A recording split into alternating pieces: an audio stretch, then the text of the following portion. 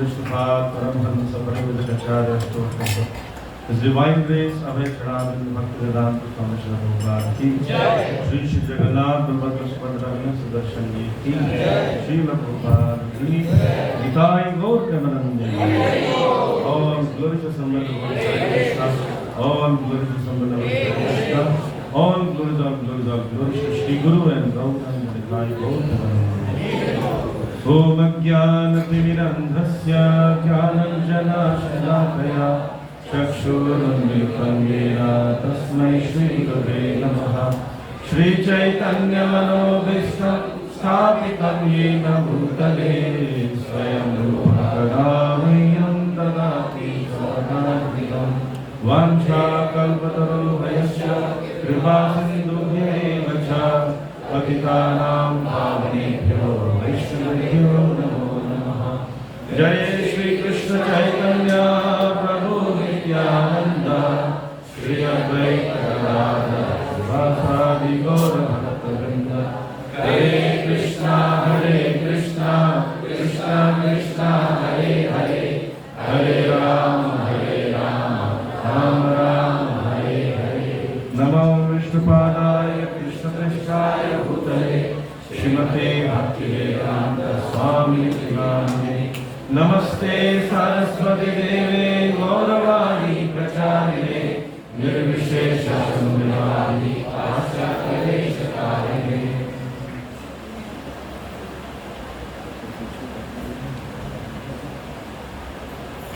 हरे कृष्णा। आप लोग का आज के दिन स्वागत है। आम महोत्सव के लिए खास लोग का स्वागत है।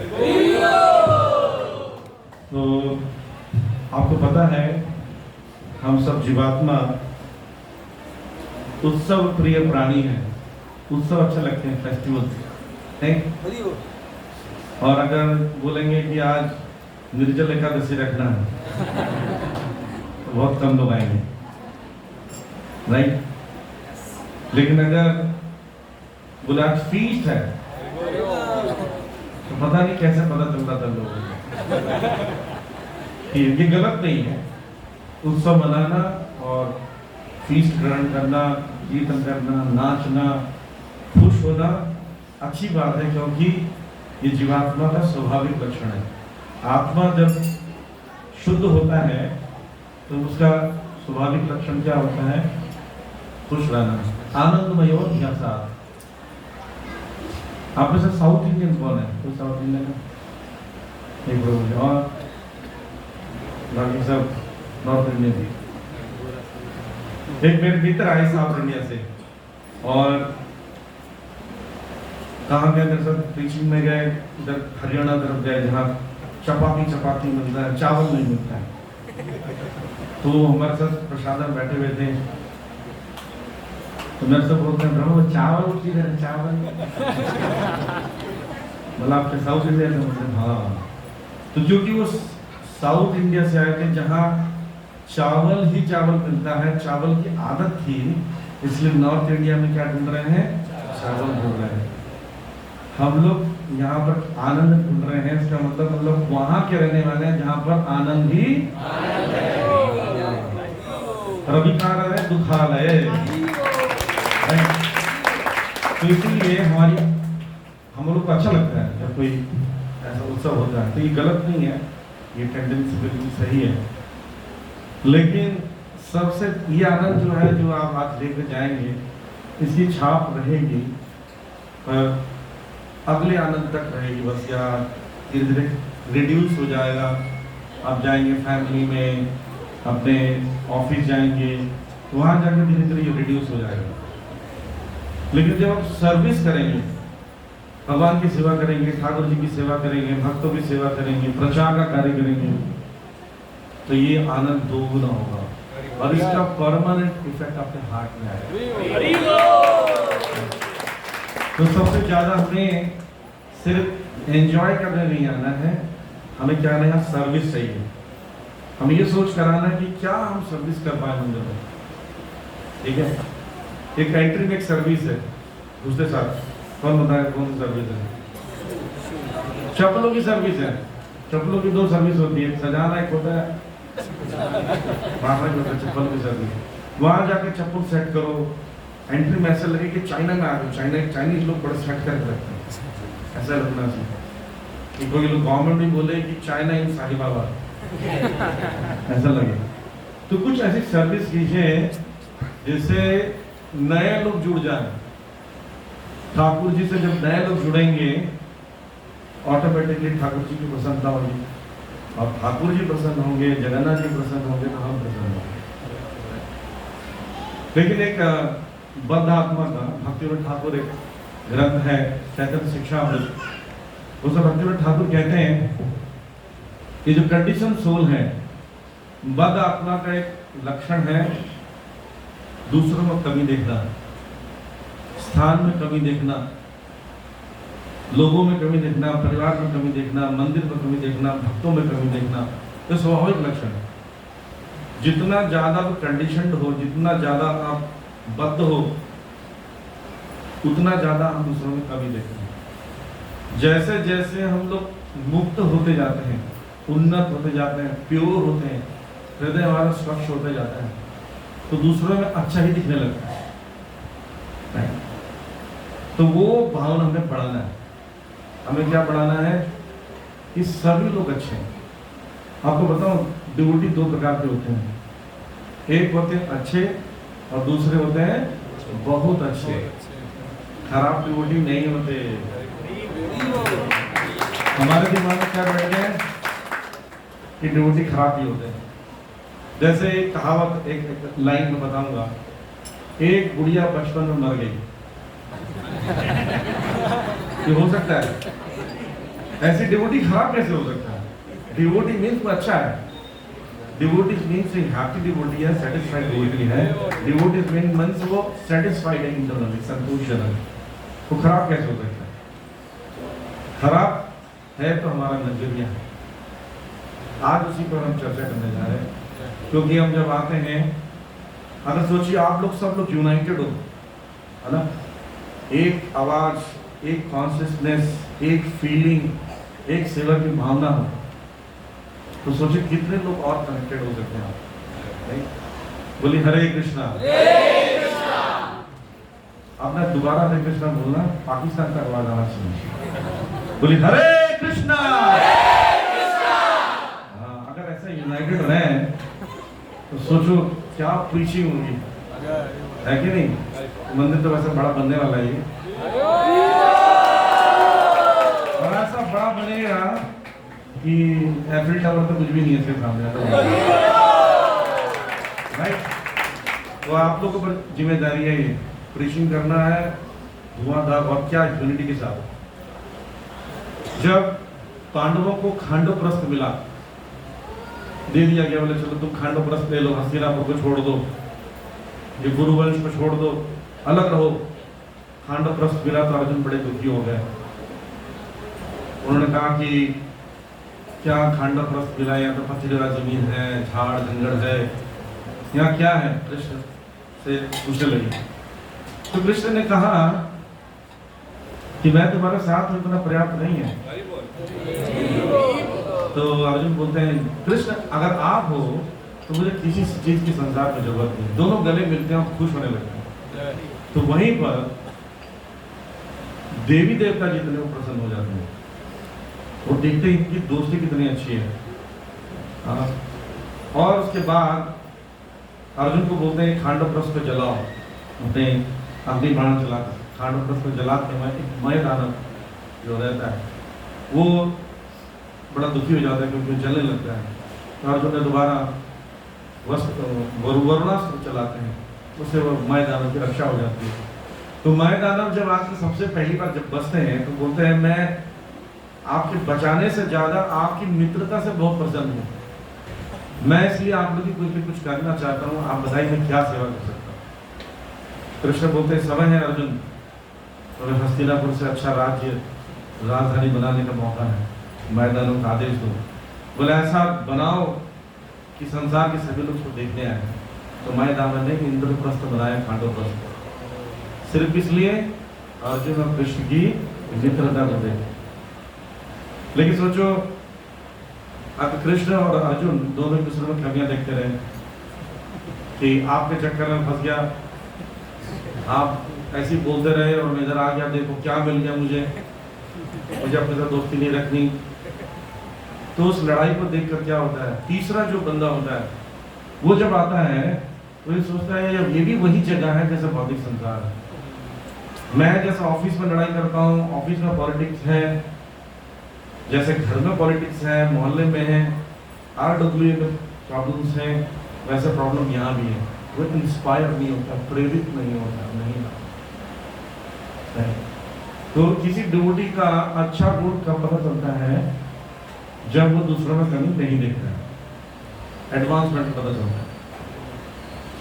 ऐसी बहुत सी घटनाएं हुई हैं, जैसे मैं एक स्टोरी सुनाता हूँ। श्री माधवेंद्रपुरी, आपने कथा सुना होगा, शॉर्ट फॉर्म में बताया था स्टोरी को।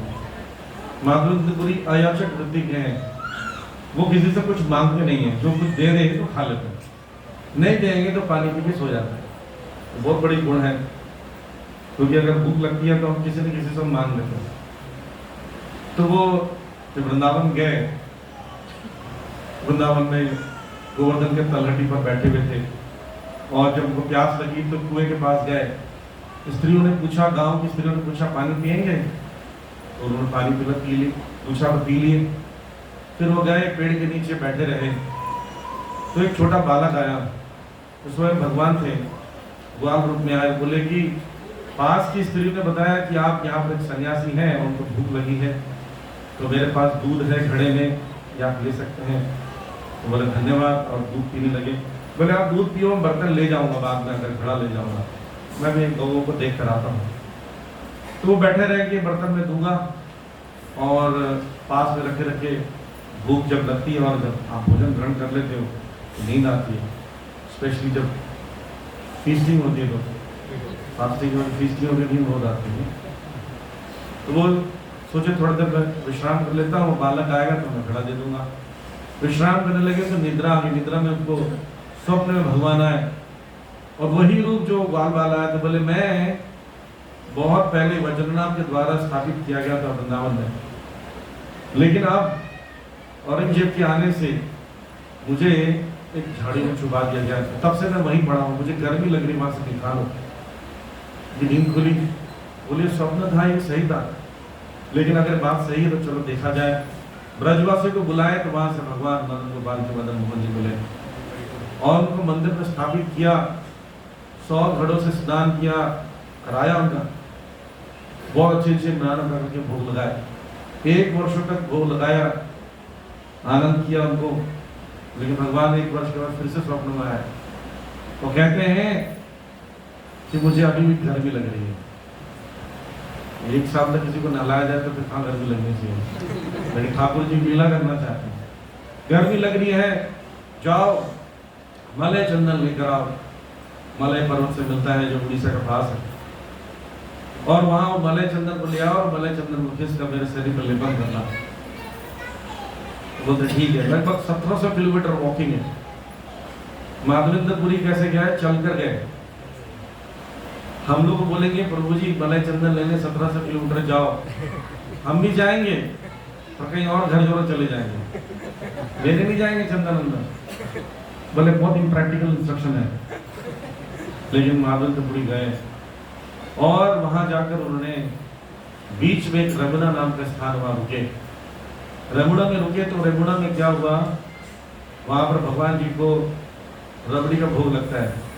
वहां पर दूध को उड़िया, बंगाली और पूर्वी बिहार में क्षत्रिय को क्षत्रिय बोलते, ख बोलते हैं। क्षीर को, क्षीर मतलब दूध होता है, उसको खीर कहते हैं। उड़ीसा में खीर और खीरो खाएंगे तो उसको क्षीर को खीर कहते हैं। क्षीर सागर, दूध का सागर, तो बोले खीर का सागर कहते हैं। तो इसलिए वो वहां भगवान जी को भोग लगता था रबड़ी का। तो एक बार भोग लगते हुए देखे, जैसे अभी आम लगा हुआ है, अगर आपने यहाँ से देख लिया भोग लगने के पहले और खाने के मन में आ गया, ये इच्छा अच्छी नहीं मानी जाती है। तो माधवेंद्रपुरी ने देखा, कहा कि अगर ये भोग लगा हुआ है मुझे मिल जाए तो मैं एक बार टेस्ट कर लूँ और अपने गोपाल जी को लगाऊंगा, गोवर्धन जी पर जो है। फिर मन में अचानक सोचो मैं क्या सोच रहा हूँ, भगवान जी को भूख लगे हुए बिना मैं पहले खाने सोच रहा हूँ, ये तो ठीक नहीं है, वो अपराध हो गया, कृष्ण कृष्ण बोलकर वो चले गए। लेकिन भगवान जी सबके अंदर हृदय को जानते हैं, है ना, अंतर्यामी। वो समझ गए कि माधवी पूरी चखना चाहता है, लेकिन बिना खाए चला गया। अब ये मानता तो है नहीं, अयाचक है, इसको कोई देगा भी नहीं। वो जाकर एक रात हो गई, किसी मार्केट में किसी दुकान के नीचे, रेडी के नीचे जाकर सो गए। और भगवान जी इसकी इच्छा पूरी करने के लिए 11-12 सकोरे में वो लगा हुआ था भोग रबड़ी, एक सकोरे को भगवान ने साइड में कर लिया, बोले मेरे प्रिय भक्त को मैं दूंगा। और जब पुजारी आया, वो तो पुजारी आके जितने लगा वो गिन के, गिनना नहीं, लेके चले गए।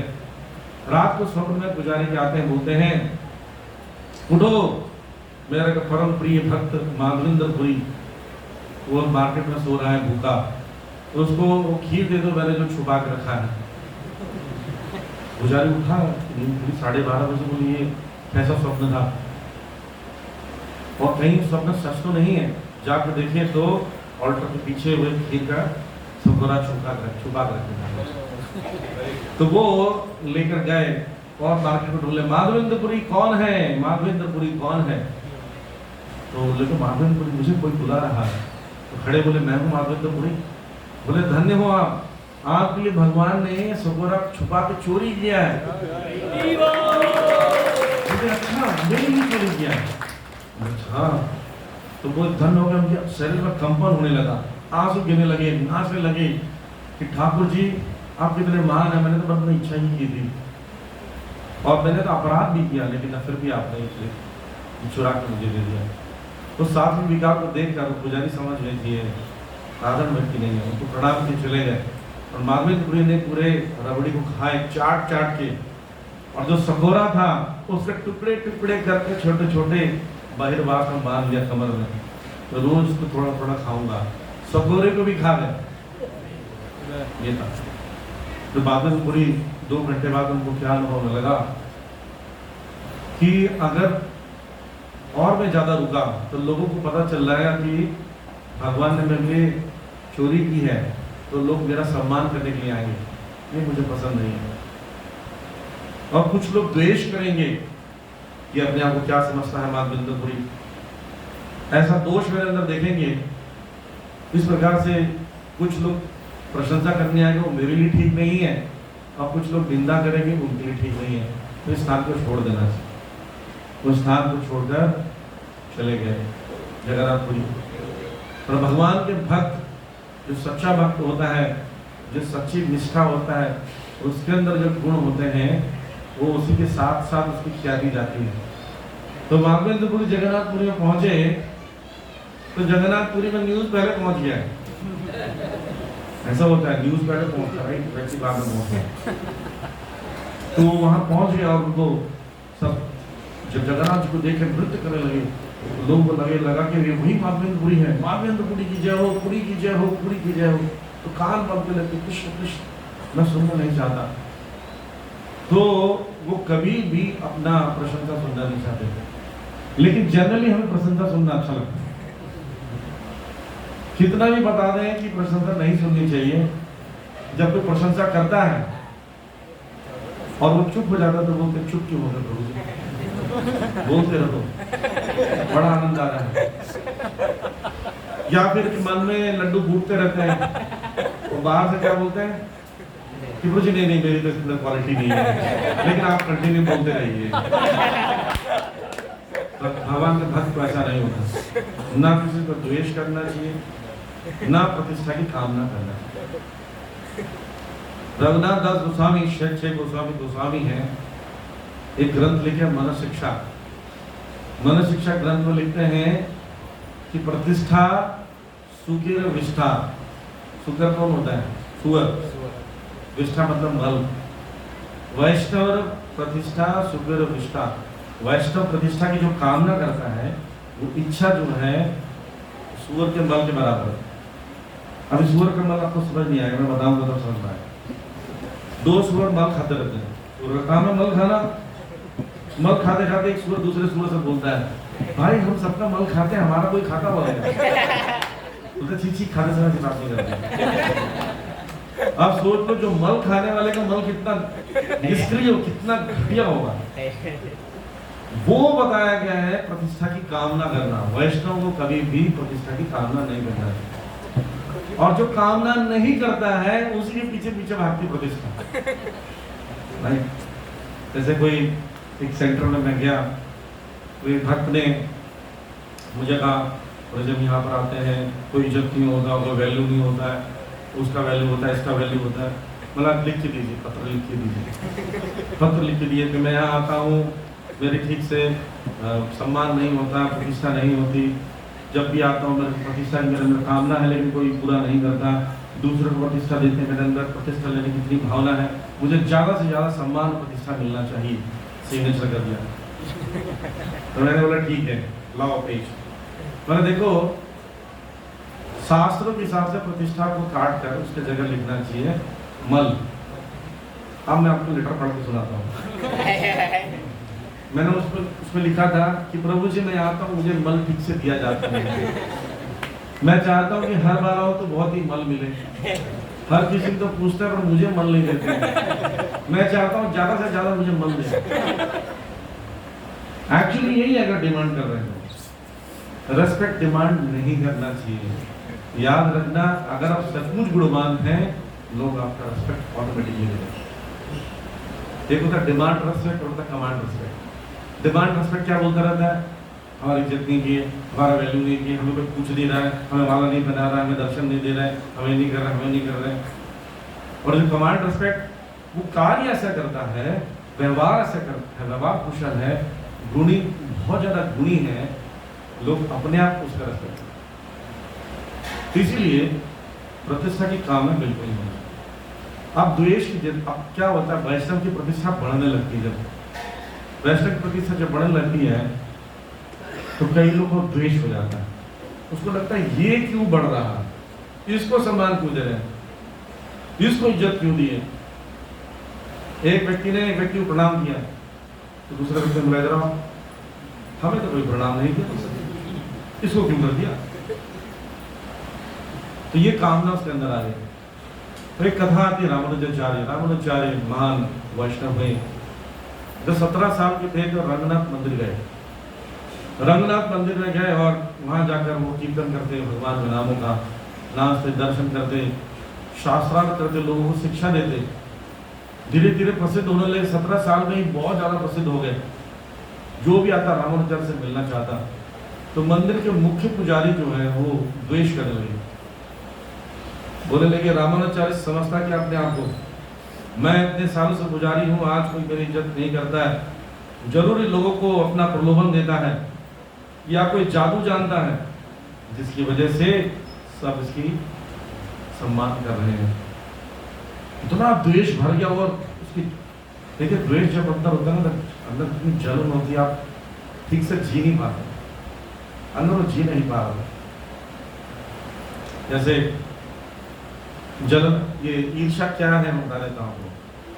एक टीचर बच्चों को शिक्षा देने के लिए कहती है, जिस से आप चिढ़ते हो उसके नाम के एक आलू ले लो, मम्मी पापा भाई बहन पड़ोसी मित्र, उसका नाम लिखकर आलू को रस्सी में पिरोकर गले में पहनो, और उसको पूरे वीक निकालना नहीं है, पहने रहना, नहाना धोना जो भी करना है। अब नहाने तो गीला होगा, सड़ने लगता, आलू से स्मेल आने लगता है गंदा, बच्चे लोग की हालत खराब। अच्छा, मम्मी पापा भी निकालते नहीं, उसको हो सकता है इसके मार्क्स हो, बच्चा फेल ना हो जाए, उनको बेचारा पहने रहते वो भी नहीं निकालते।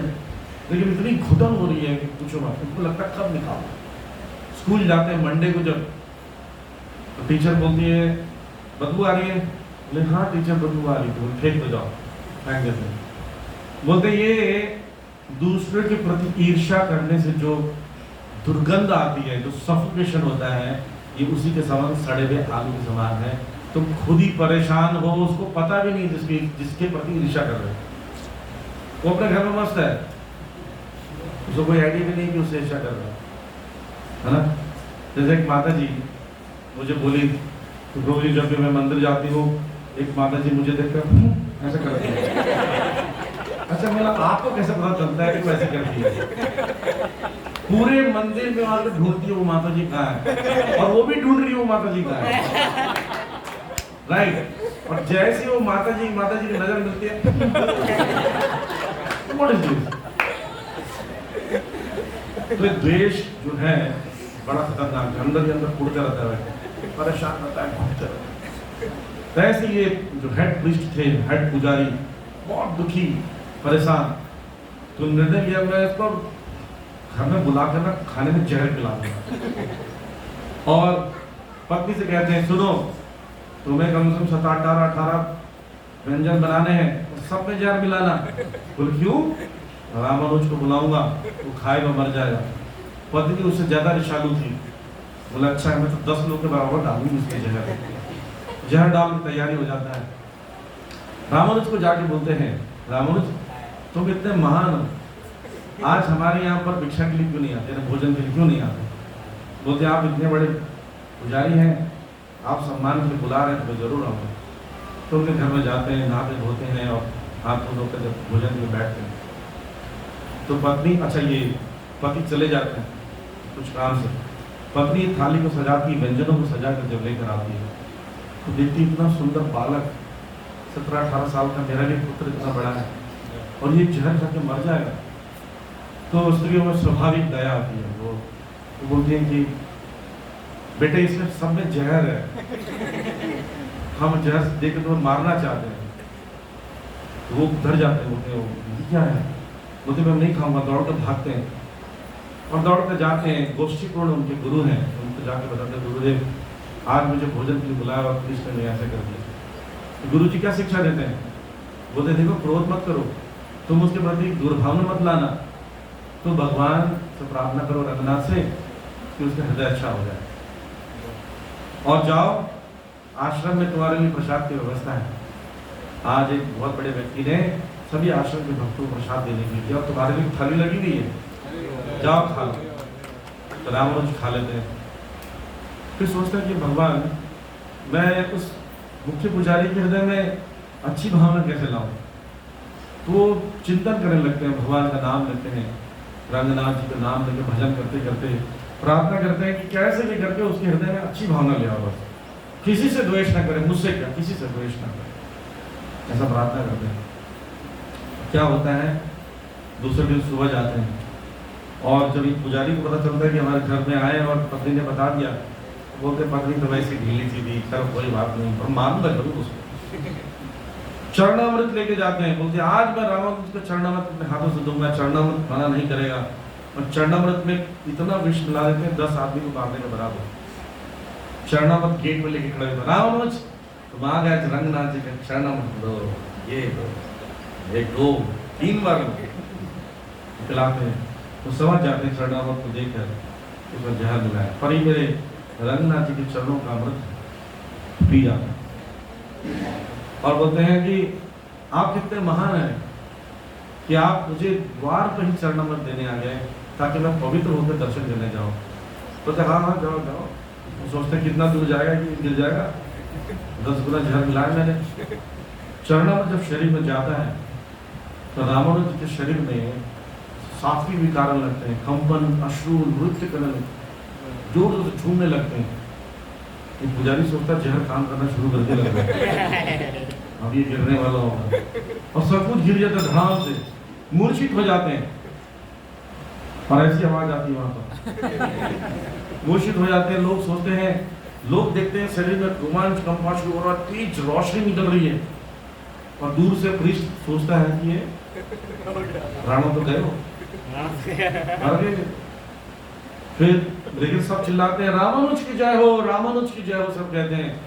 तो दौड़ते दौड़ते दौड़ते जाते हैं, बोले रामानुज की जय क्यों बोल रहा भैया, ये सात्विक विकार क्यों दिखा रहा है?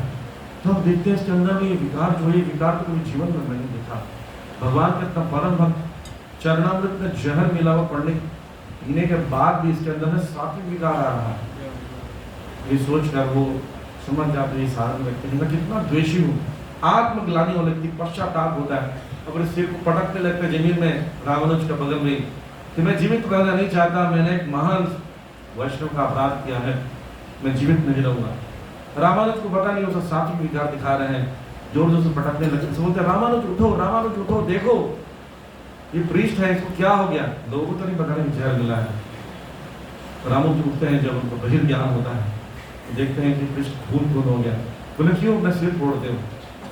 तो मैं इसलिए सिर फोड़ रहा हूँ, मेरी बुद्धि खराब है, इनका द्वेष भरा आपके लिए, मैं इसको नष्ट करना चाहता हूँ, मैं प्राण देना चाहता हूँ।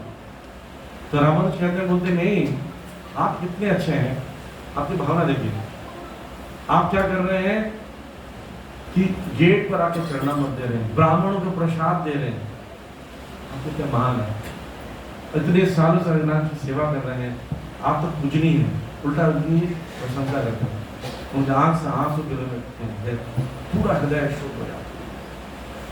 तो देखिए, जो द्वेष करना था, द्वेषी को ठीक करने का तरीका क्या है, विनम्रता, प्रेम, क्रोध नहीं। ऐसे नहीं किसी ने द्वेष किया, बोले पूरी जरा बाहर आइए, बात करनी है आपसे, कोने मिली और उसकी धुलाई कर दी, नॉट लाइक राइट। तो ये एक तरीका है। एक कथा और आती है, एक पराशर भट्ट नाम के व्यक्ति थे, उनका कार्य क्या था कि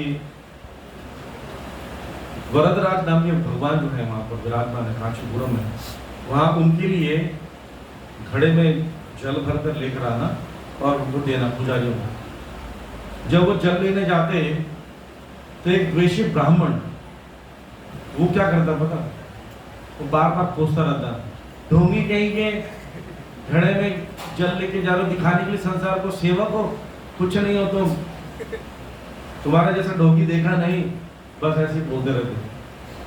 वो कृष्ण कृष्ण कृष्ण कृष्ण ऐसे बोलते हुए चलते जाते और घड़ा पहुंचा देते, डेली काम करते। तो वो व्यक्ति क्या करता, गेट तक जाता, जब वरदराज के अंदर दर्शन करने चले जाते पराशर भट्ट, वो वापस आ जाता। ऐसा कई महीने तक चलता रहा। एक भी दिन उन्होंने पलट कर जवाब दे दिया पराशर भट्ट ने ब्राह्मण को। और एक दिन ब्राह्मण बोला चलो मैं अंदर चलता हूँ, उसके साथ अंदर गए और उसके साथ अंदर जाकर उन्होंने क्या किया, जब प्रार्थना कर रहे थे, पराशर भट्ट प्रार्थना करते हैं भगवान से, ठाकुर जी मैं कितना अधम हूँ, कितना गिरा हुआ हूँ, मैं पापी हूँ, मैं किसी योग्य नहीं हूँ, मुझे अपनी शरण में रखिए। पराशर भट्ट के जो ब्राह्मण आया था बोलता हाँ ये बहुत बड़ा पापी है, मान लो। इतना द्वेषी थे, ये प्रार्थना कर रहे हैं मैं पापी हूँ, तो बोले मान लो पापी है, बोले मैं अधम हूँ, बोले हाँ ये अधम है, ऐसा बोलने लगते हैं। तो क्या होता है, पराशर भट्ट क्या प्रार्थना करते हैं, बोले देखिए भगवान मैं कई वर्षों से प्रार्थना कर रहा हूँ, मैं पापी हूँ, अधम हूँ, नीच हूँ, नहीं मान रहे, आज मैं गवाह भी लेकर आया हूँ, इसकी बात तो मान लो। तो अब उसका लगता ब्राह्मण पूरी बात हुई, मैं भगवान के सामने इसकी निंदा कर रहा हूँ, उसको नीच हो रहा हूँ, पर ये व्यक्ति नीच नहीं करता। तो वरदराज जी वरदान देते हैं, उसके हृदय परिवर्तन हो जाता है, ब्राह्मण का तुरंत उसकी पैर पकड़ लेता है। तो ये भावना होनी चाहिए कि हम किसी के अंदर त्रुटि नहीं देखें, और कोई हमारे अंदर त्रुटि देखता है तो उसके हृदय से क्षमा करें। ये नहीं कि वो त्रुटि देख रहा है हम भी त्रुटि देखें, हम ये भावना करें, तब आपके अंदर यहाँ पर यूनिटी होगी, और उससे क्या होगा, अपने आप सौहार्द बढ़ेगा, राइट। ये भावना होनी चाहिए। प्रशंसा प्राप्त करने की भावना अगर आपके अंदर है तो कहीं ना कहीं द्वेष आएगा, कहीं ना कहीं समस्या आएगी, और उसके बाद क्या होगा, आपका मन दूषित होने लगेगा, राइट। अच्छा, ये किसी की निंदा करना ये कहाँ से आता है, मैंने बताया ये बद्धजीव का स्वाभाविक लक्षण है। ये आता कहाँ से है, ये आता है जब आप बहुत ज्यादा देहात्म बुद्धि में होते हैं ना, कि मैं शरीर हूँ।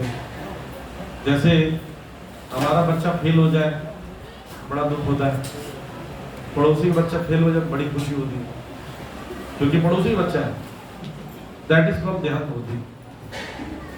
तो देहात्म बुद्धि के कारण ये हमारे अंदर में द्वेष की भावना, दूसरों की भावना, राइट। तो हम क्या करते हैं, दूसरों में कमी देखते हैं। लेकिन कई बार प्रश्न पूछते हैं, प्रभु जी कमी नहीं देखेंगे तो सुधार कैसे करेंगे, ऐसा भी कई लोग बोलते हैं। अगर हम कमी नहीं देखेंगे तो सुधारेंगे कैसे, और तो बिगड़ा रहेगा। तो सुधारने का अधिकार किसको है, ये भी इम्पोर्टेंट है। आप सड़क पे जाते व्यक्ति जो मालिश स्मोक करते जा रहा है, उसको रोक के थोड़ी बोले जरा एक थप्पड़ मारो, बोले सिगरेट क्यों पीते हो, सिगरेट नहीं मिला क्यों, तो मानेगा आपकी बात नहीं। तो जिससे आपका रिलेशन है, जिसको आपने सर्विस की है, जिसका केयर किया है, आप उसको करेक्शन कर सकते हैं। तो 4 फॉर्मूला याद रखिए किसी को करेक्शन करना है तो। सबसे पहला फॉर्मूला है am I right person to correct anyone, क्या मैं सही व्यक्ति हूं इसको करेक्ट करने के लिए, यानी मेरा अधिकार है कि नहीं, मैं माता पिता हूं, गुरु हूं, कौन हूं मैं जो उसको करेक्ट करूं, ये सोचना पड़ेगा। क्या वो मुझसे करेक्शन लेने के लिए तैयार है, क्या मैंने इसको प्रॉपर इन्वेस्टमेंट किया है, इसको ट्रेन किया है, इसको केयर किया है, इसकी देखभाल कर कर इसको मैं उन्नति करने में सहायता किया हूं, तब करेक्शन कीजिए। तो फर्स्ट रूल क्या है, क्या रूल है, am I right person to correct. दूसरा है right motive, do I have right motive to correct. Motive का मतलब क्या मन में विचार है उसके लिए। कई बार हम लोग करेक्शन करना चाहते हैं दूसरों को नीचा दिखाने के लिए, है ना, वो भावना है कि उसकी उन्नति चाहते हैं। जैसे मान लीजिए किसी ने कोई गड़बड़ किया, मान लीजिए करताल बदल समय करताल ठीक से नहीं बजाया,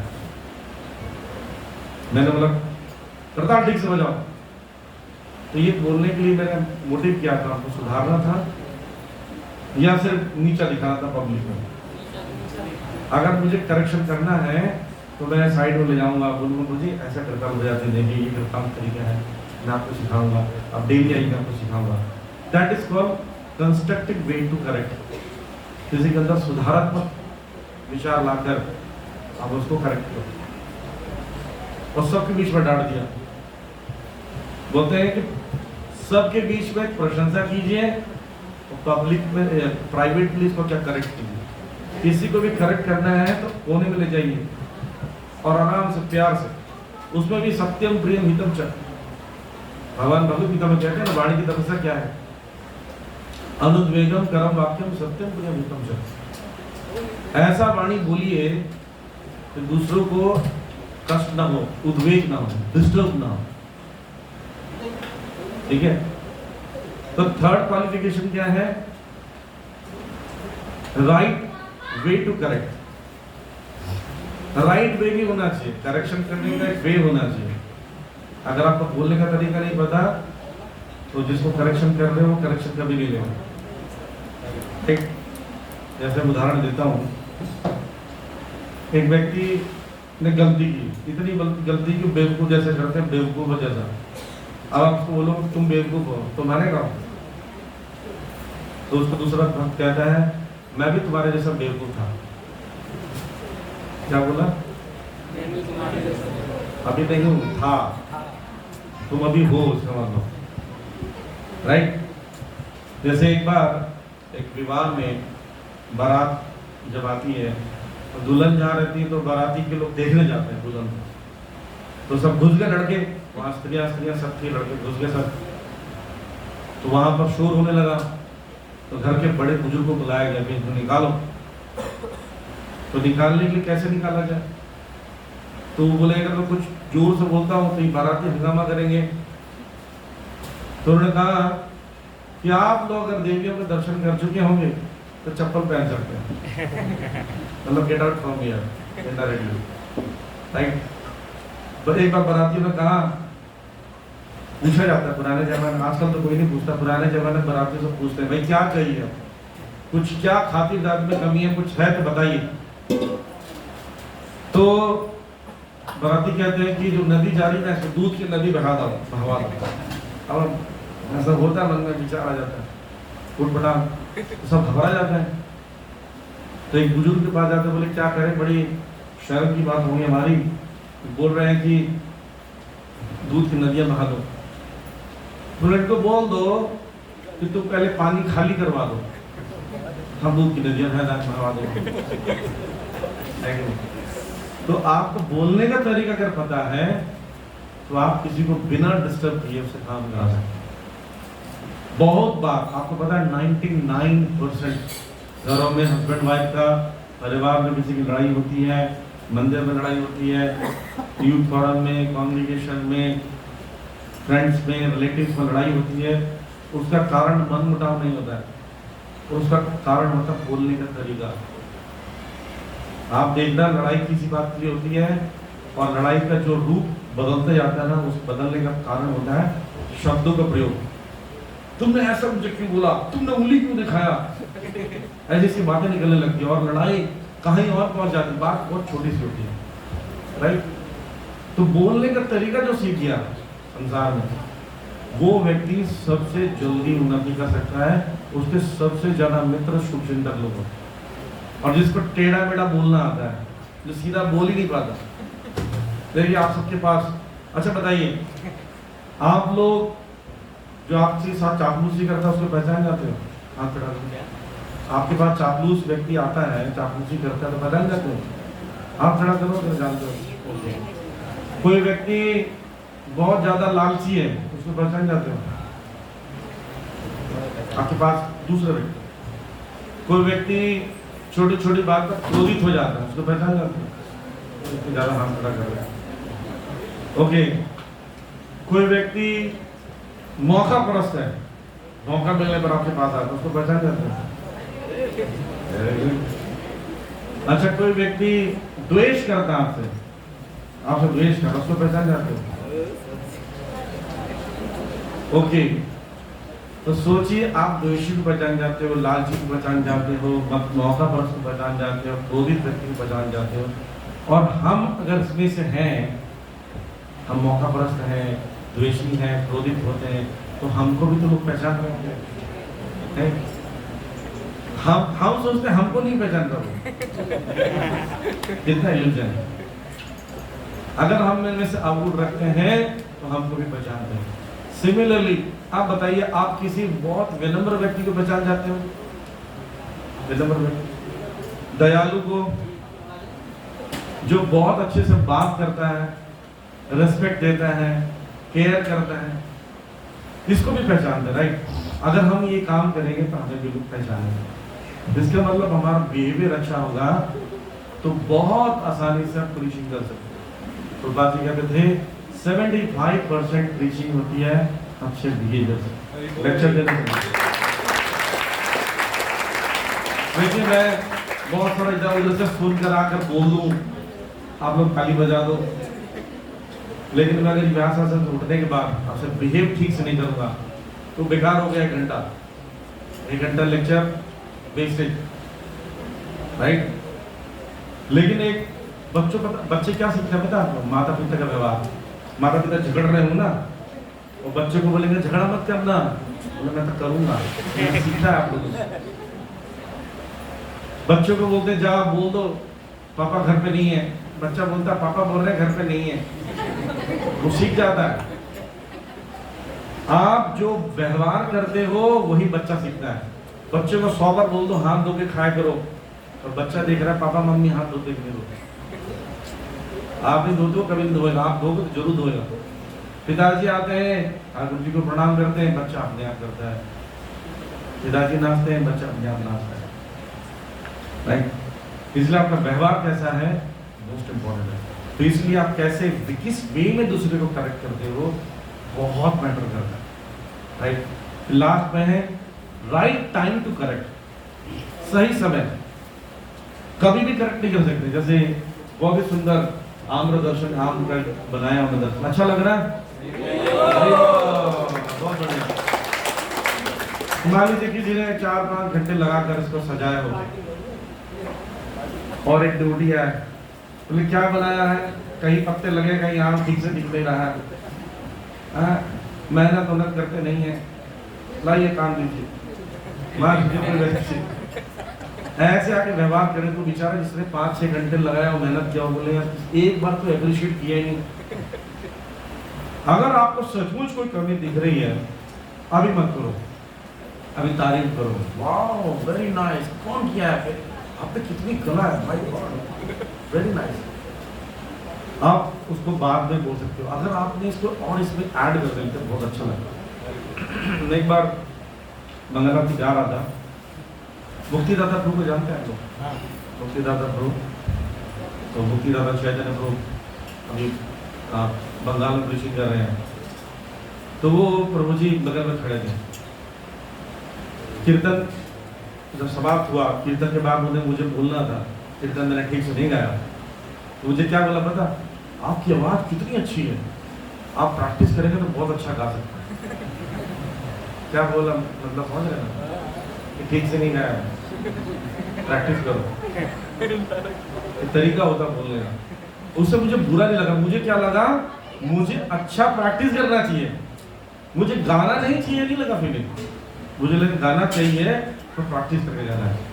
जैसे एक बच्चे को एक माँ कहती है जाओ अपना कमरा साफ करो बढ़िया से, तो बच्चा जाता है तो कमरा साफ करता है, संडे है अपना रूम साफ करूंगा, जो सब साफ करता है। मम्मी आती है चेक करने की, हाँ ये क्या है, पेंसिल के टुकड़े यहाँ कैसे गिरे हैं, कैसा सफाई किया तुमने, सफाई करने आ रहा तुम बेवकूफ नंबर 1 हो। पता उसके मन में क्या आएगा? आज के बाद जिंदगी में कभी मैं साफ नहीं होगा। लेकिन क्या बोलते हैं? मम्मी बोलती वाह मेरा बच्चा इतना होनहार है, पूरे कमरे को इतना नीट एंड क्लीन किया, माय गॉड वेरी गुड, तुम मेरे सच्चे बच्चे हो। गले लगे बोली ये जो गिरा ना मैं उठा लेती हूँ, मैं भी तो कुछ करूँगी तुम्हारी मम्मी। बच्चों को क्या लगेगा? अगली बार ये भी साफ करूँगा। राइट? तो right way, right time, right motive, right person होने से 4 फॉर्मूला याद रखिए, तब करेक्ट कर सकते हो। अन्यथा क्या होगा? दूसरों को हम लोग कष्ट भी देंगे। और जब करेक्शन बिना मतलब का जब करेक्शन होगा तो रिलेशन क्या होता है? खराब होता है, द्वेष की भावना बढ़ती है, दूरियां बढ़ती है। राइट? सपोज आपका नाम क्या है? दीपक रो। दीपक रो और मेरी लड़ाई में मान ली, भगवान ना करे टच वुड, लेकिन लड़ाई हुई, इतना पास बैठ के भी चिल्ला रहे तुम क्या समझते हो अपने आप क्या समझते हो, ऐसे चलता रहेगा। राइट? तो इतना पास बैठ के चिल्लाते क्यों पता है? क्योंकि हम दोनों के दिल दूर है।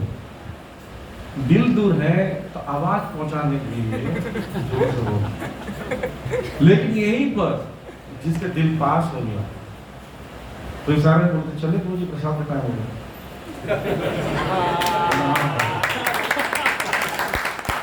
एक इशारा काफी होता है। राइट? इतने क्यों? अच्छा देखो कभी किसी को जान लेट हो रहा जाना हो तो दोनों दूसरों को देखते हैं, बस दिल पास है ना, आसान हो गया। अब दिल दूर है तो चिल्ला चिल्ला के बोलते रहते हैं जोर जोर से, फिर भी समझ में दूसरे की आवाज सुनाई नहीं देती है।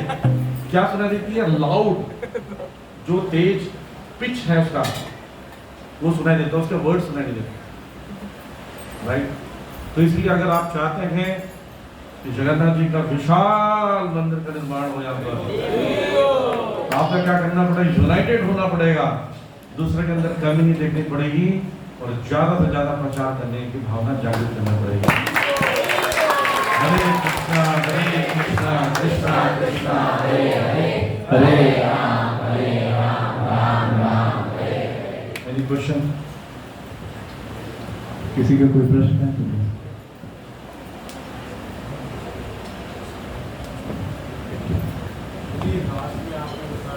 करेक्शन कैसे करना चाहिए? क्योंकि हम डिवोटी के लेवल में तो इंग्लिश समझा सकते हैं, बट यही हम फैमिली लेवल में या मटेरियली फ्रेंड्स लेवल में जब हम उन्हें समझाने की कोशिश करते हैं ना तो वो उसका फायदा नहीं होता है। वे और भी मैंने बताया ना उसमें 2 फैक्टर था, मतलब चारों का चारों फैक्टर यूज करोगे तो फैमिली में क्या, ऑफिस में क्या, संसार में कहीं भी होगा, तरीका आना चाहिए। जब आपको करेक्शन करने का तरीका नहीं आता तभी रिलेशन खराब होता है। देखिए कोई व्यक्ति को ऐसा करेक्ट कीजिए कि वो करेक्शन लेने के लिए तैयार हो जाए। हमारा करेक्शन अगर उसको कमी दिखाना होगा ना तब वो नहीं करेगा। उसको फील होना चाहिए कि मैं ये काम करके इम्प्रूव हो जाऊंगा। कोई भी व्यक्ति हो, ऑफिस हो, घर हो, वाइफ हो, हस्बैंड हो, बच्चे हो, उसको दिखाना चाहिए तुम ये कर सकते हो। जैसे मान लीजिए किसी के मार्क्स 90% आए, आप 96 एक्सपेक्ट कर रहे थे, तो पता पहला बात क्या करोगे? एक फॉर्मूला याद रखो, ग्लोरिफिकेशन, क्लेरिफिकेशन, ग्लोरिफिकेशन। क्या? ग्लोरिफिकेशन, ग्लोरिफिकेशन, फिर ग्लोरिफिकेशन, दोबारा ग्लोरीफाई करो। बोलो वाह तुमने इतना मेहनत कर 90 लिया है, तो 96 ला देगा तो बहुत बढ़िया होता। कोई बात नहीं, तुम 90 लेकर आए। अब उसके मन में क्या आया? अगली बार 96 लेकर आया। लेकिन आप बोले क्या मार्क्स लेकर आया? तुम्हारा खिला पिला के तुम्हारी सारी इच्छा पूरी की, घर में से बोझ बने हुए अन्य को दूसरों धरती के बोझ, क्या होगा? तो भाई 96 ना 90 भी नहीं लाऊंगा, ठीक है, बोझ ही बना रहा। तो उसके माइंड में डालना है मुझे इंप्रूवमेंट करना है, मैं गलत नहीं हूं। आप उसको बताओगे तुम गलत हो ना, तो वो उसको गलत फील होगा, राइट। और दूसरा पॉइंट है जो मैं बताना चाह रहा था कि कोई आपको क्रिटिसाइज करे तो क्या करें, ये भी समझना जरूरी है कि दूसरा व्यक्ति क्रिटिसाइज करे तो क्या करें। महाराज के साथ, गुरु महाराज के साथ वॉक करने जा रहा था, स्कूल की बस 10 बजे करीब स्कूल की बस आई। बच्चे स्कूल की बस में बहुत बदमाशी करते हैं, आपको पता होगा, आप सब लोग भी किए हुए। तो बच्चे खिड़की से निकल कर हम दोनों को देख के क्या बोल रहे हैं? गंजे की खोपड़ी तेल से चोपड़ी, हम कर रहे हैं। और पता मुझे तो गुस्सा आ रहा था। महाराज क्या बोले? हरि बोल। सारे बच्चे बोलते हैं हरि बोल। महाराज बोले हरे कृष्णा, बच्चे बोले हरे कृष्णा। पूरे टाइम बच्चे हरे कृष्णा बोलते हुए गंजे की खोपड़ी भूल गए, राइट। तो आप कितने पॉजिटिवली, जब कोई आपकी निंदा करे पॉजिटिवली, जैसे राम ने इशारा लिया था, तो एनी क्वेश्चन? यस महाराज।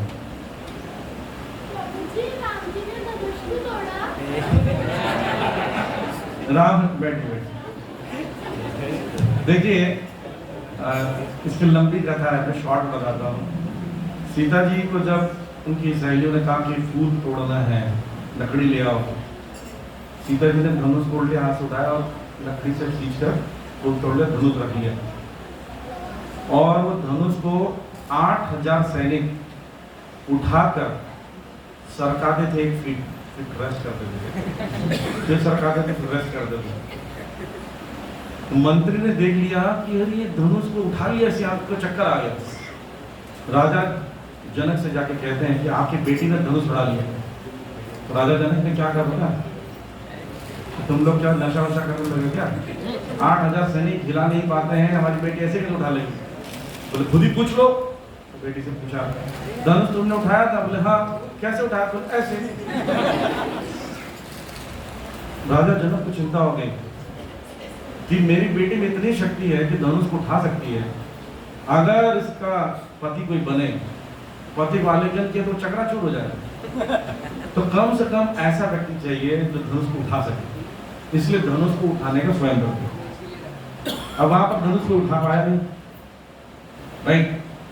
तो भगवान ने कहते, जब उनके गुरुदेव ने कहा, विश्वामित्र ने कहा कि बस धनुर्पश्य, धनुर को देखो, इतने का देखो का मतलब ठिकाने लगा दो। तो उन्होंने क्या किया? धनुष को उठाकर जब प्रत्यंचा चढ़ाया, जब झुकाते प्रत्यंचा को चढ़ाने से धनुष टूट गया। तो तोड़ना उद्देश्य नहीं था, पर दिखाना था कि जानकी से भी ज्यादा शक्तिशाली है हमारा।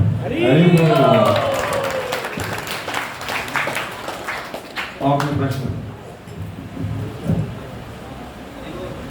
यस।